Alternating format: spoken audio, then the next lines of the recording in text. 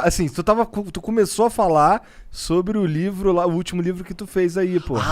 Porra. O dicionário é uma história engraçada, porque a minha mulher é escritora e criou uma editora, tá? Não, vocês vão gostar, essa história é boa.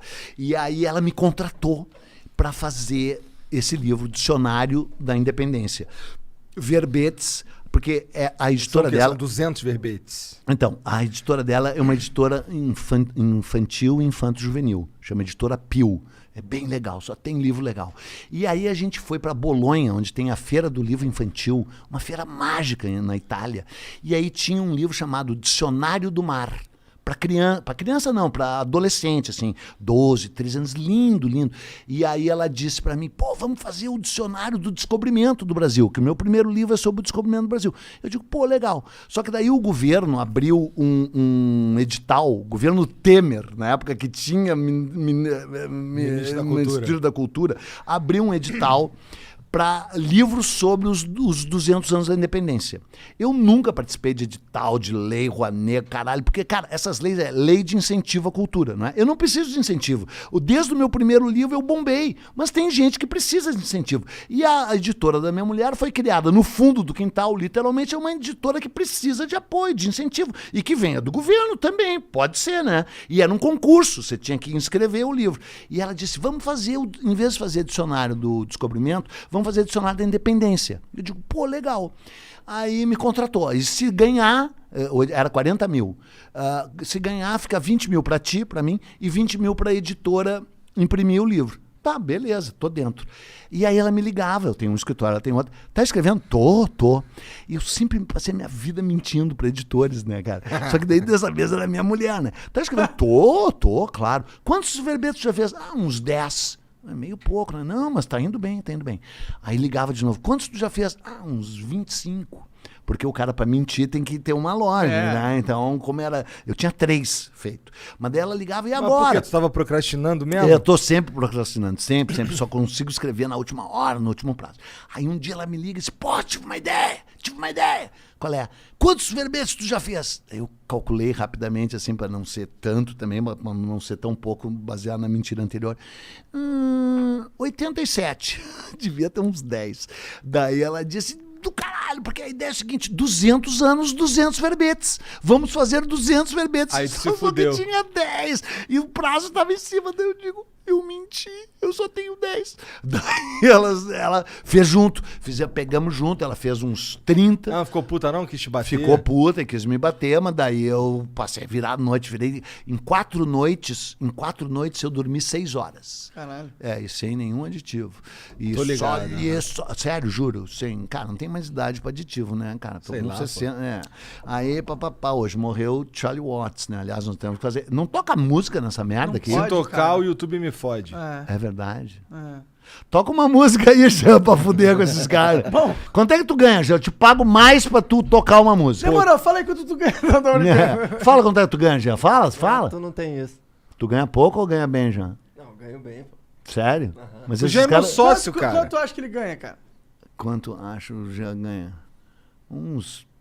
chutando pra cima? 3.700. Caralho, sério? Já é... Errou! Depois eu te conto. É menos? É bem mais.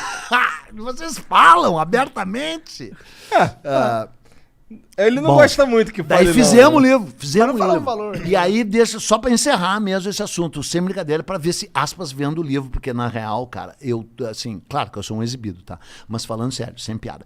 O livro era pra ser de 12, pra pegar de 12 a 16 anos, que já é foda, porque 12, 16, pensa tu com 12, pensa tu, já é uma faixa ali que não é foda. Eu consegui um prodígio, cara. Eu peguei um livro que vende de 8 a 80 anos de idade. Falando sério, porque eu não fui debilóide, tipo assim, criancinha, e não fui intelectualizado, entendeu? Consegui um lance assim de charme, de pá.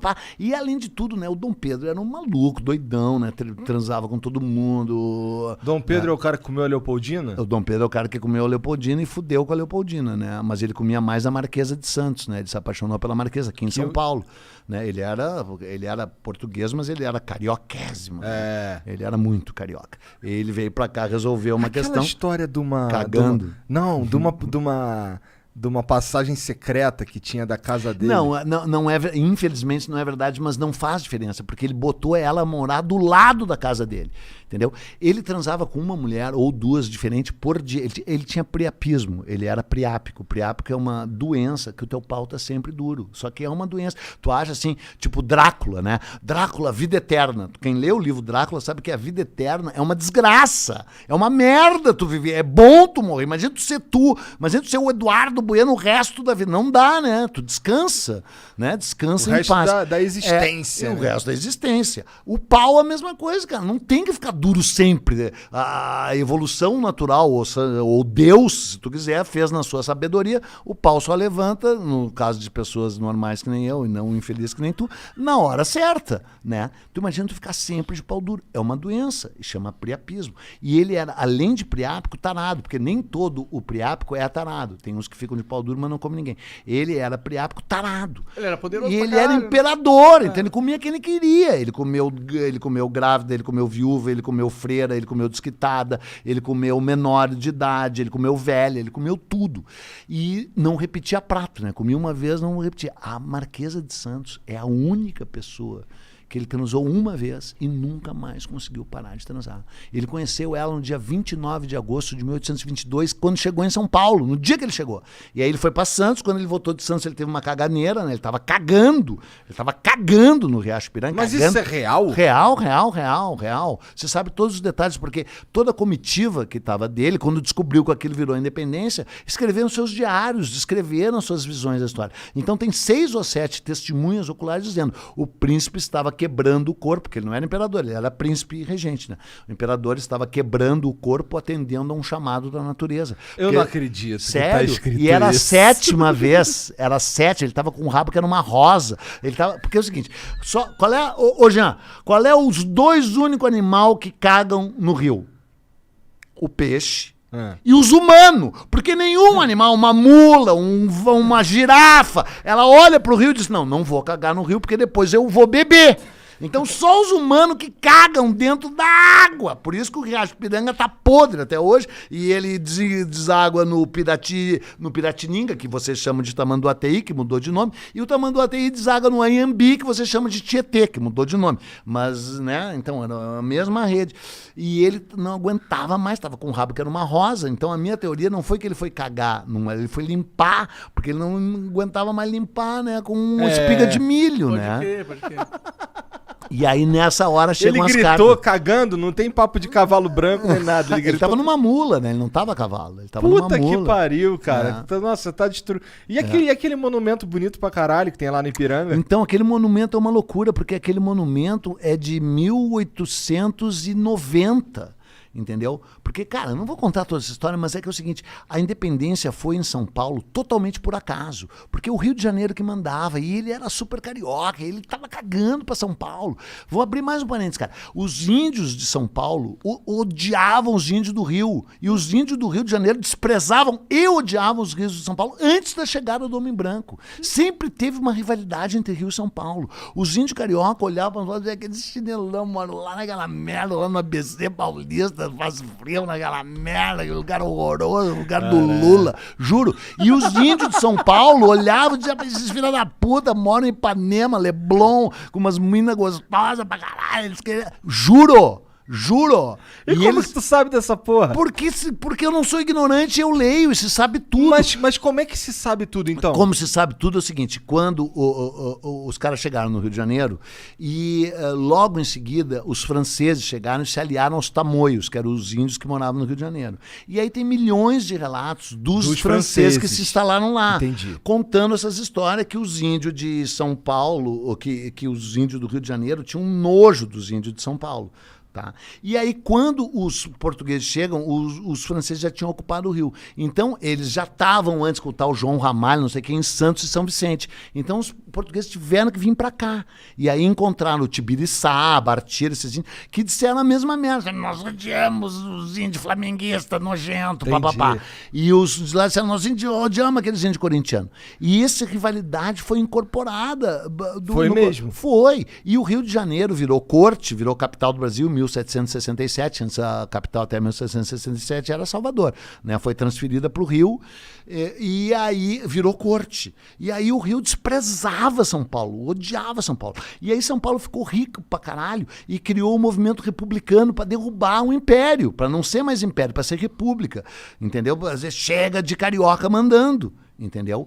E aí, como a independência tinha sido aqui, por acaso, eles criaram todo um movimento, São Paulo, criaram os bandeirantes, inventaram a história dos bandeirantes, entendeu? Os bandeirantes tinham sido um chinelão na história, não tinha... E toda a história do Brasil era contada pela ótica do Rio de Janeiro. Primeiro era contada pela ótica de Portugal. A história é uma fabricação, uma fabulação, conta quem manda, né?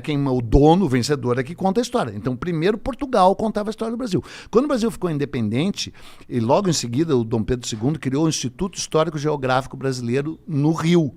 E aí a história era toda centrada na Bahia e no Rio. São Paulo era uma bosta. É que São Paulo ficou rico com café e disse, não, agora eu quero contar a minha história. Criou o Museu do Ipiranga, Museu Paulista, encheu de bandeirantes, estátua de bandeirantes, que agora vocês queimam, querem queimar, blá, blá, blá, blá, porque não sabem porra nenhuma, são os ignorantes. Os bandeirantes eram os escroto. Quem agora, era? Quem? É o Borba Gato. Se bem que disso eu já falei pra caralho, nem quero falar. Tudo bem, tudo bem. E aí criaram lá a porra do Museu do Ipiranga. E aí fizeram esse monumento. E embora a independência fosse do príncipe, que era monarquista, o movimento foi republicano. É uma história louca. Caralho, paulista. essa porra é uma bagunça do caralho. Uma bagunça do caralho. E só foi inaugurado na República. Foi inaugurado em 1890. Agora, só pra encerrar, porque daí nós vamos para outro assunto, teve um lance do caralho. Te lembra que eu falei de 1972, né? Os milico. Sabe o que eles fizeram? Eles trouxeram os restos mortais do Dom Pedro I. Tá lá no Ipiranga. Que tá lá no Ipiranga. Que percorreram o Brasil inteiro. Cara, tá lá no Ipiranga? Tá lá embaixo do monumento. E embaixo do monumento, junto com a mulher que ele fudeu, que era a Leopoldina. Estão lá os dois, homem e mulher. E a Marquesa tá na Consolação, no cemitério da Consolação. E é por isso que é mal assombrado, porque eles estão separados. É. Entendeu? Caralho. Precisa juntar os Senhor dos amantes, Anéis. fazer uma homenagem ali.